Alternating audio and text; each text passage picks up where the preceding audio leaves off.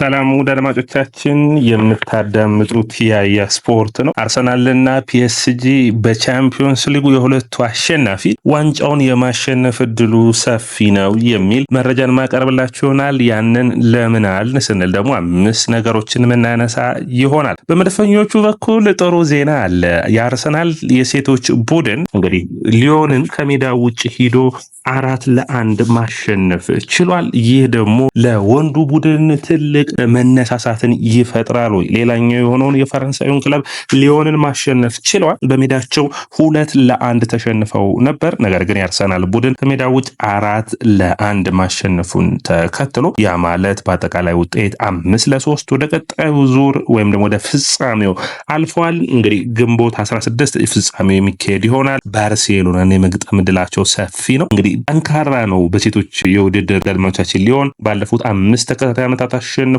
በአጠቃላይ 8 ጊዜ ሴቶችን ቻምፒዮንስ ሊግ ማሸነፍ ችሏል። የአርሰናል የወንዶች ቡድን ደግሞ ፒኤስጂን አሸንፎ ለፍጻሜ ያልፋል ወይ? እንግዲህ ትልቅ ጥያቄ የሚሆን ይመስለኛል። የማሳካት እድላቸው ግን ሰፊ ነው ብዬ አስባለሁ። አርሰናል ፒኤስጂን በተሻለ ብቃት በተሻለ ፐርፎርማንስ የማሸነፍ እድል ይኖረውና በሴቶችም በወንዶችም የአውሮፓን ቻምፒዮንስ ሊግ መድፈኞቹ ያነሳል ወይ የሚጠበቅ ነው የሚሆነው። በተለይ በሴቶቹ በዘንድሮ ውድድር ዓመት በጣም ቀዝቀዝ ብለው ነበር የጀመሩት። አሰልጣኛቸውን እስከ ማሰናበት ደርሰው ነበር። በጊዜያዊነት የተቀጠሯት አሰልጣኝ ናት አሁን ቡድኑን ስኬታማ ያደረገችው።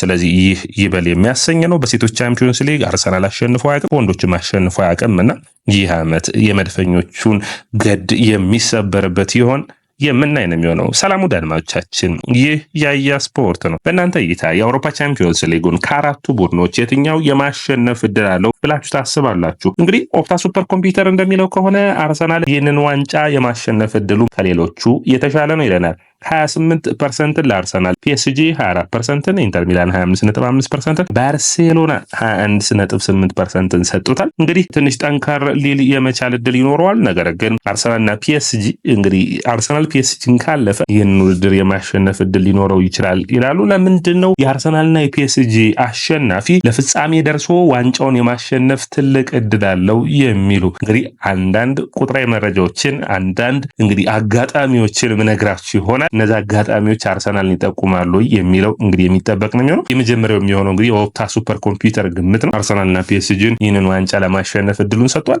ውድ አድማጮቻችን በእናንተ እይታ አርሰናል የቻምፒዮንስ ሊጉን ዋንጫ ያሸንፋል ብላችሁ ታስባላችሁ? ኮሜንት መስጫ ቦክስ ላይ አስቀምጡልኝ። እንግዲህ በዚህ መረጃ መሰረት ስናየው እንግዲህ ፒኤስጂና አርሰናል እንግዲህ አንደኛ ትልቁ እድል የሚሰጣቸው ፒኤስጂም ሆነ አርሰናል በሚገባ ሙሉ በሙሉ ትኩረታቸው ወደ ቻምፒዮንስ ሊጉ ላይ የሚያተኩር ብቻ ነው የሚሆነው። ሌላ ምንም ያዘናጋ የለው። ፒኤስጂ በሊጉ ሻምፒዮን ሆኗል። አርሰናል በሊጉ ኦልሞስት ሊቨርፑል አሸናፊ ሆኗል።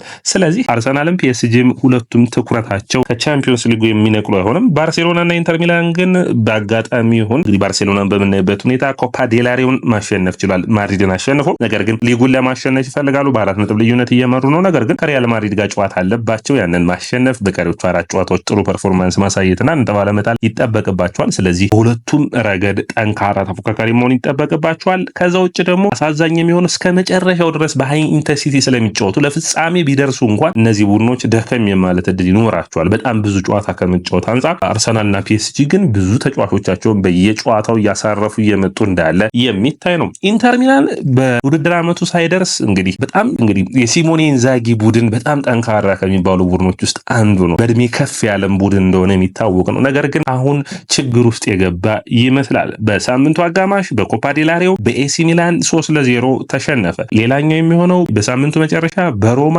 1-0 ተሸነፈ፣ በሜዳው ማለት ነው፣ ሳንሴሮ ጁሴፔ ሜአዛ። ስለዚህ በአጠቃላይ በሊጉ አሁን በ3 ነጥብ በናፖሊ የተመራ ይገኛል። ይህንን የሊጉን መፎካከር ግድ ይለዋል። ከኮፓ ዴላሬው ተሰናብቷል። ስለዚህ ይህ ቡድን ድካም ላይ የደረሰ ይመስላል። የዛሬ 2 ዓመት በአውሮፓ ቻምፒዮንስ ሊግ ላይ ያጋጠመውን የሚመስል ያኔ በናፖሊ ዋንጫውን ሲቀማና እንዲሁም ደግሞ በማንቸስተር ሲቲ በቻምፒዮንስ ሊጉ የመጨረሻ ፍጻሜ ላይ ሲሸነፍ እንግዲህ ኢንተር ከሶስትዮሽ ዋንጫ የሚቀር ይመስላል።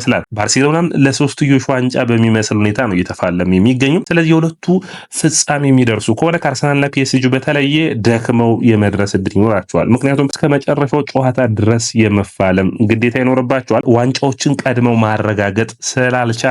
ሌላኛው የሚሆነው እንግዲህ በፍጻሜው የሚካሄደው ባየር ሙኒክ ስታዲየም አሊያንዝ አሬና ነው። አድማጮቻችን በአሊያንዝ አሬና ደግሞ በየውድድር ዓመቱ በተዘጋጀ ቁጥር 4 ቲም ሲዘጋጅ አዲስ ቡድን ነው ዋንጫውን ያሸነፈው። በ1979 እንደ አውሮፓውያን አቆጣጠር ኖቲንግሃም ፎረስት ለመጀመሪያ ጊዜ አሸነፈ። በ1993 ማርሴ አሸነፈ፣ ኤሲ ሚላንን አሸንፎ በጊዜው። በ1997 ዶርትመንድ ጁቬንቱስን አሸንፎ ወሰደ። በ2012 ደግሞ ቼልሲ የመጀመሪያውን የአውሮፓ ቻምፒዮንስ ሊግ ማሸነፍ ቻለ። እነዚህ ሁሉም ቡድኖች ለመጀመሪያ ጊዜ ያሸነፉ ናቸው። ከነዚህ ደግሞ ከአራቱ ቡድኖች አርሰናልና ፒኤስጂ ብቻ ናቸው የመጀመሪያ ጊዜ ማሸነፍ የሚጠበቁት። ኢንተር ሚላንና እንዲሁም ደግሞ ባርሴሎና የመጀመሪያ ጊዜያቸውን ዋንጫውን የማሸነፍ እድላቸው አይደለም፣ በሚገባ ማሸነፍ ችሏል። ሌላኛው የሚሆነው እንግዲህ በውድድር ዓመቱ ላይ የሄዱበትን ርቀት በምታዩበት ጊዜ የሚገርም ነው። በተለይ ፒኤስጂ ከድካሙ ነው ተነስቶ እንደገና በሁለተኛ ድል ነው እዚህ የደረሰው ማለት የሚቻል ነው። ይህ የሊግ ፎርማት ባይኖር ኑሮ ፒኤስጂ እዚህ የሚደርስ አይደለም።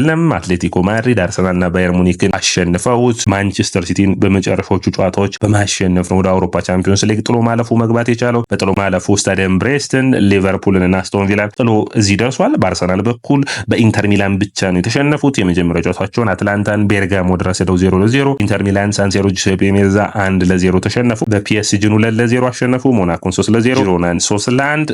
ከዛ ውጭ ደግሞ ዳይናሞ ዛግሬብን 3-0፣ ሻክታር ዶኔስኪን 1-0፣ ስፖርቲንግ ሊዝበንን ከሜዳቸው ውጭ በማቅናት 5-1 ማሸነፋቸው የሚታወስ ነው። በአጠቃላይ አርሰናሎች በጥሎ ማለፉ ፒኤስቪን በሪከርድ በሆነ የጥሎ ማለፍ ውጤት እንግዲህ ከሜዳቸው ውጭ 7-1 ማሸነፍ ችለዋል። ከዛ ውጭ ደግሞ ሪያል ማድሪድን ደግሞ በደርሶ መልስ 5-1 ነው ማሸነፍ የቻሉት። ስለዚህ አርሰናል ከሌሎች ተፎካካሪዎች የሚለየው አርሰናል ደግሞ ከሩብ ፍጻሜ ላይ ሁለቱንም ደርሶ መልሱን ያሸነፈው አርሰናል ብቻ ነው። ፒኤስጂ በአንዱ ተሸንፎ በአንዱ አሸንፏል። ኢንተር ሚላን በአንዱ አቻ ወጥቶ በአንዱ አሸንፏል። ባርሴሎና በአንዱ ተሸንፎ በአንዱ አሸንፏል። ስለዚህ አርሰናል በቻምፒዮንስ ሊጉ ላይ ወጥ ብቃት ያለው ቡድን ነው። ስለዚህ ቻምፒዮንስ ሊጉን የማሸነፍ እድል ሊኖረው የሚችልበት እድል ሰፊ ሊሆን ይችላል። በተለይ ይህንን ጨዋታ ማሸነፍ የሚችል ከሆነ ማክሰኞ ምሽት 4 ሰዓት ላይ የሚጠበቅ ነው የሚሆነው። በቻምፒዮንስ ሊጉ ለመጀመሪያ ጊዜ ፍጻሜ የደረሱ ቡድኖች ብዙ ጊዜ አያሸንፉም አድማጮቻችን በቻምፒዮንስ ሊግ ፍጻሜ። ነገር ግን ለሁለተኛ ጊዜ ሲሆን ግን ፍጻሜውን የማሸነፍ እድል አላቸው። ለምሳሌ ብንወስድ አርሰናል በ2006 ለመጀመሪያ ጊዜ ደረሰ፣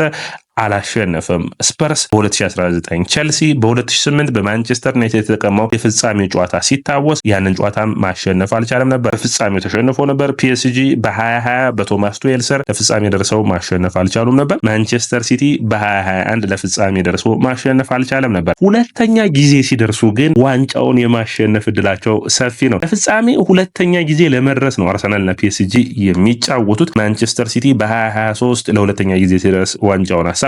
ሚላን በ1963 ለሁለተኛ ጊዜ ሲደርስ ማሸነፍ ችሏል። አያክስ በ1971 ይህንን ዋንጫ ማሸነፍ ችሏል። ቼልሲ በ2012 ማሸነፍ ችሏል። ስለዚህ ለሁለተኛ ጊዜ የአውሮፓ ቻምፒዮንስ ሊግ ፍጻሜ የሚደርሰው ቡድን ከዚህ በፊት አሸንፎ የማያውቀው የማሸነፍ እድሉ ሰፊ ነው። ስለዚህ አርሰናልና ፒኤስጂን ማሸነፍ የሚችል ከሆነ ፒኤስጂ አርሰናልን ማሸነፍ የሚችል ከሆነ ለፍጻሜ የሚደርሱ ከሆነ የማሸነፍ እድላቸው ሰፊ ነው የሚሆነው። ነገር ግን መጀመሪያ እንደነገርኳችሁ የሴቶቹ ቡድን ሪያል ማድሪድን በደርሶ መልስ ማሸነፉ የሚታወስ ነው።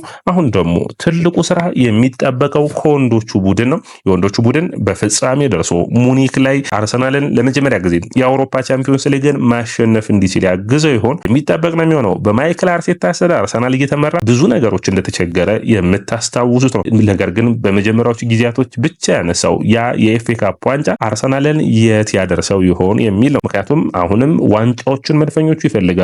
3 ተከታታይ የውድድር ዓመታትን ሁለተኛው ነው በመጨረስ በፕሪሚየር ሊጉ ደካማ ቡድን መባልና መታወስን አይፈልጉም። ስለዚህ የአውሮፓ ቻምፒዮንስ ሊግን በዘንድሮ ውድድር ዓመት የሚያነሱ ከሆነ ግን በአውሮፓ ካሉ ምርጥ ቡድኖች ውስጥ ራሳቸውን የሚያስመዘግቡ ይሆናል። ለአርሰናል ታሪክ የአውሮፓ ቻምፒዮንስ ሊግን ማንሳት በጣም ትልቅ ለውጥና ትልቅ ምርታን የሚያመጣ ነው። ወደ አድማጮቻችን ይህ ያያ ስፖርት ነው። ላይክ፣ ሼር፣ ኮሜንት፣ ሰብስክራይብ ማድረጋችሁን አትርሱ።